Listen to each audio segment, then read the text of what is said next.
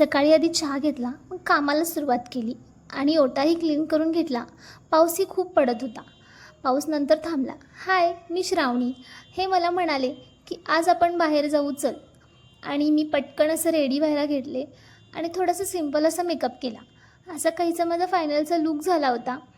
पण तुम्ही video skip नका करू, शेवटपर्यंत नक्की बघा. आपण एका लोकेशनवर जाणार होतो.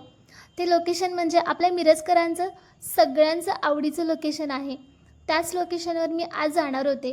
कारण पाऊस पडत असल्यामुळे आपल्या कृष्णा नदीचं पात्र खूप मोठ्या प्रमाणात भरलं होतं. 42 फुटांवर पाणी आलं होतं आणि नदी खूप वाहत होती आणि वारंही खूप सुटलं होतं. पण आपली कृष्णामाई जणू स्वर्गच आहे.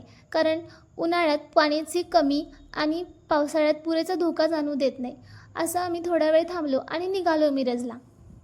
कारण आम्ही मिरजला जाणार होतो गणपती बाप्पाला बघायला. आणि आता गणपती बाप्पा जवळ येत आहेत आणि आज संकष्टीही होती. म्हटलं गणपती बाप्पांना बुकिंग करायचा दिवसही खूप छान होता.